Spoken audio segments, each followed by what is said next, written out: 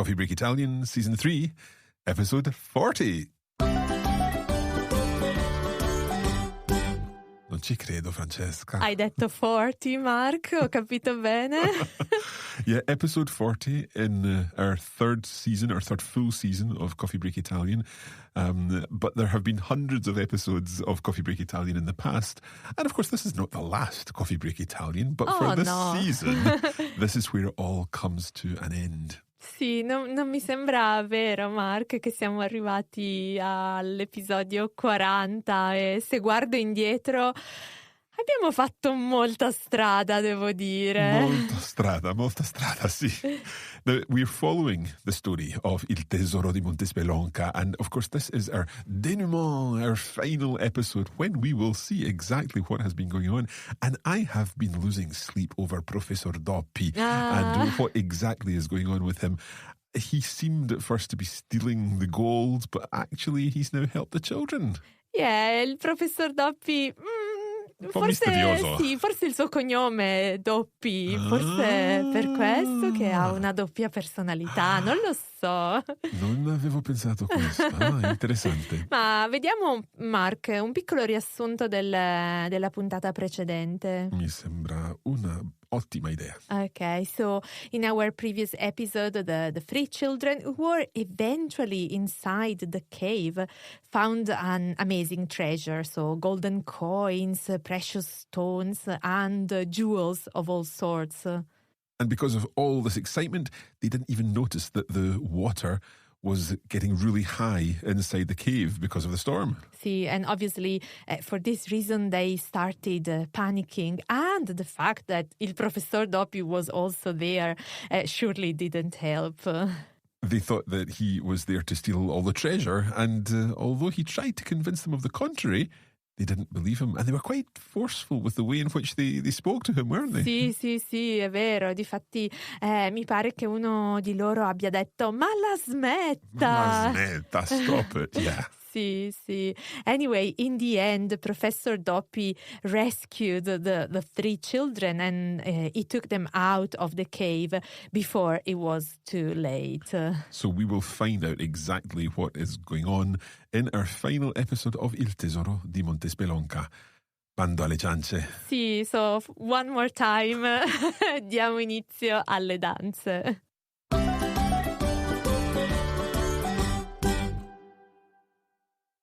Capitolo 10. Venerdì 15 luglio, ore 20. Il temporale era passato e i bambini erano seduti fuori dalla grotta, nel campo di grano. Il professore si tolse i suoi stivaloni da esploratore per far uscire un po' d'acqua e poi si rivolse preoccupato ai bambini. Siete sicuri di stare bene? Avete rischiato grosso lì dentro, eh? I bambini fecero cenno di sì con la testa, esausti.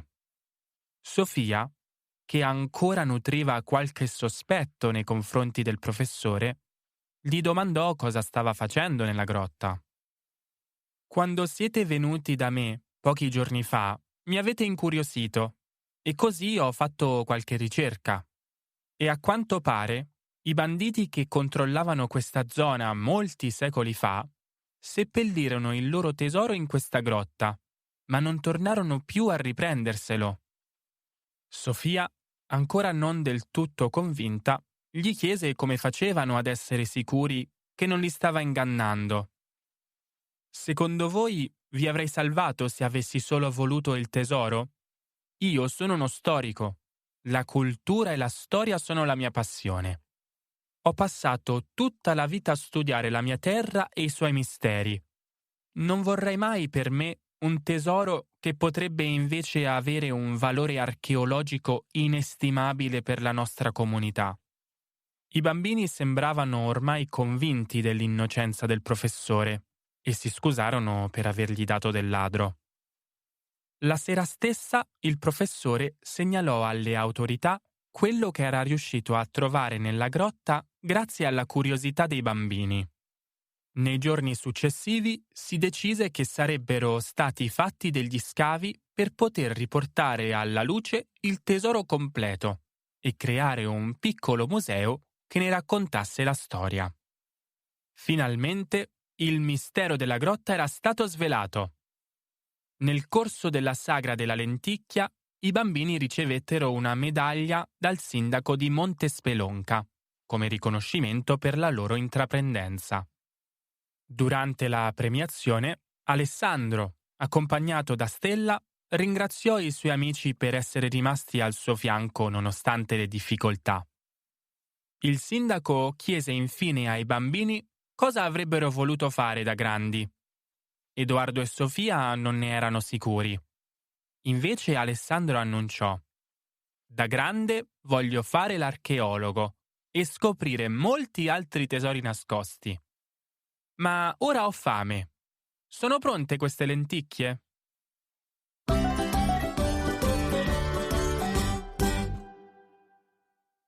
Wow, siamo arrivati alla fine della storia. Sì, non ci credo, ma come si dice in italiano, tutto è bene ciò che finisce bene. All's well that ends well. Sì, sì, sì. Okay, so now that the children are safe, it's time for everyone to understand what really happened. Sì, and Sofia is still not sure about what the professor was really doing in the cave, and she asks him to explain his presence there. Exactly. He replies that after their visit, he got really curious and he started doing his research. So apparently, some bandits in the past did actually bury a treasure in the cave, but they never came back to take it. Now, Sophia is really hammering it home here. She, however, is not convinced and she wants him to reassure them about his innocence, basically.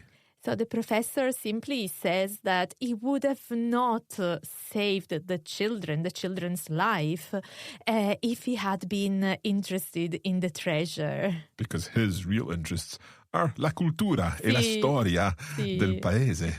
Esatto, proprio così. And the children now do trust him, and they also apologize for thinking he was stealing the treasure. Yeah.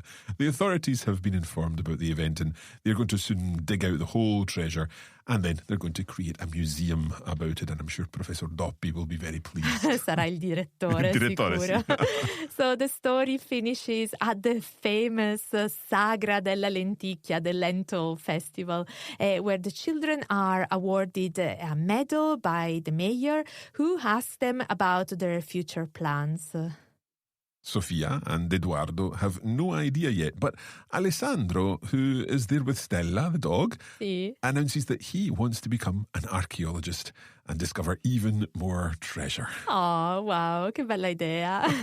Do you know, Francesca, I think as we've been listening to this story and as we've been getting into the language and looking at this higher level of language, I think one of the nicest things is that we are learning to use this type of more formal or more advanced vocabulary in our everyday speaking. So we can throw in nice words like inestimabile. Ah, sì, un bell'aggettivo. Or that nice idea of dare a qualcuno del, as if you're addressing someone as something. Sì, esatto. Like, for example, an hour ago we were joking and you called me signorina with my surname, and I replied to you calling you Dottor Pendleton. Mi hai dato del dottore. Sì. The other word, there was a nice word in here, intraprendenza. Ah sì, molto bella come parola, intraprendenza. Un po' difficile da pronunciare. Yeah, intraprendenza. Sì, c'è questa questo suono due volte. Doppio, sì. And it kind of means brave, bold, that kind of idea. Or boldness, bravery, boldness, so it's the noun. But you can also use it as an adjective, obviously, so intraprendente. Yeah, so if we're talking about the children, I bambini intraprendenti. Esatto. Okay, and I think that's exactly what we've been trying to do with Season 3, with this story, to help you increase your vocabulary, to build your vocabulary, to enrich the language that you already know. And I would say that at this stage, this is where it perhaps gets a little tricky to know what that next stage is, because you need to keep getting access to the language. You need to keep getting input. but sometimes it's difficult to know exactly what to use in order to do that. Francesca, any suggestions for our listeners? I would say, well, there are a lot of things that you could obviously do. My suggestion is that you keep doing your Italian on a regular basis. So it's really important to do a little bit, but constantly, rather than maybe 5 hours of Italian today and then nothing for a month.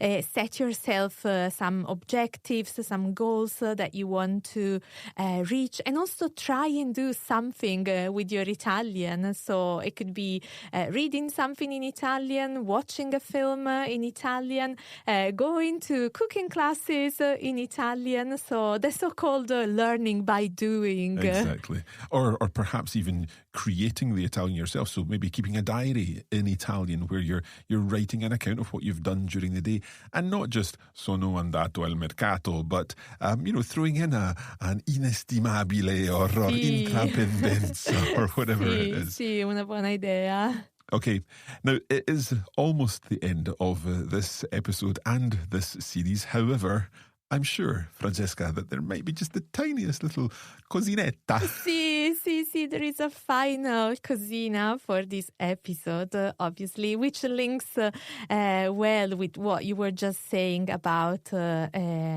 learning and keeping learning something that you are passionate about, like Italian. And what I'm about to say is kind of linked with what we have seen in the 10 final episodes of this series, where Alessandro and his friends, being intraprenenti in the plural, have not given up. They have been curious and they wanted to know more and more. And this made me think of some very famous lines of the Divina Commedia. Oh, wow. Okay. By Dante, obviously. And in one canto, Canto 26 of the Inferno, Dante describes Ulysses in his long journey towards home, when he's encouraging his men not to give up and keep looking, wanting, being thirsty for knowledge. And in that specific case, he wanted them to go beyond the pillars of Hercules in English, le colonne d'Ercole. Yeah. So there are two famous lines that every Italian probably knows, taken from La Divina Commedia, which are "Fatti non foste a viver come bruti, ma per seguir virtute e conoscenza." Wow. So, we were talking there about taking your Italian a little further. We're really going for it today. Sì. We're going straight to Dante, La Divina Commedia. And this Italian is a little more tricky to understand. Obviously. I have to be honest, yeah. So, fatti non foste a viver come bruti. So, bruti are brutes. Brutes, sì. So, you you were not to live like brutes. So you were not made to live like brutes. Ma per seguir virtute e conoscenza. Sì. So, but in order to follow virtue or pursue virtue, e conoscenza. Yes, it's similar to the modern conoscenza. So it was like an alternative spelling to conoscenza. So conoscenza would be knowledge, things that you know. Sì. So let's hear the whole thing again. Fatti non foste a viver come bruti, ma per seguir virtute e conoscenza. Okay, so just be careful. It's bruti, not brutti. Ah, no. Bruti as in like people who are not thinking, who are not using their brain. So in that sense, nothing to do with beauty.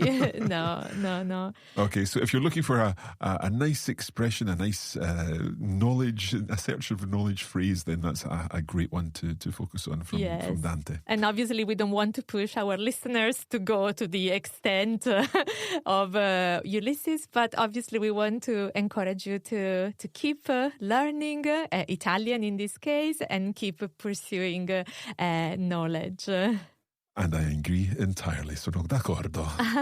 Well, this is where we finish off. We round off. We tell you that, yes, there is indeed a course available for Coffee Break Italian. You may have heard that once or 40 times, but you can use the course to access all of the content, the video versions, the lesson notes, the bonus lessons, and so on.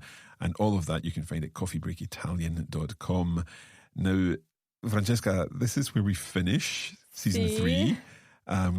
Do you want to give us any hints about what's coming next? Francesca's face at the moment is quite a surprise. I don't know how much I can say, Mark. I can say there is a lot in store for you. So there is so much new content you can look forward to. Absolutely. In different shapes and forms. Absolutely, yes. So we're not quite ready to jump into a new season immediately, but there will be new content coming very soon. And of course, in the meantime, you can check out all of our content on social media. Just follow Coffee Break Italian wherever you follow things on social media, on Facebook, on Twitter, on Instagram, and so on. There's new content on YouTube coming soon. We'll have new podcast content coming soon. And there also just might be a little masterclass coming soon, perhaps. Maybe. Un uccellino mi ha detto così. But for now, we'll leave it there. Okay. Francesca, grazie mille. Grazie a te, Mark, grazie a tutti i nostri ascoltatori. È stato un piacere ovviamente lavorare con te e tutti loro. Abbiamo ricevuto un sacco di feedback davvero positivo, incoraggiante. Abbiamo anche incontrato persone vere durante questi mesi in giro per il mondo, esatto, che ci hanno ringraziato di persona, quindi è stato davvero un viaggio incredibile e affascinante con tutti voi. Allora, diciamo alla prossima. Sì. E ciao ciao. A presto, ciao.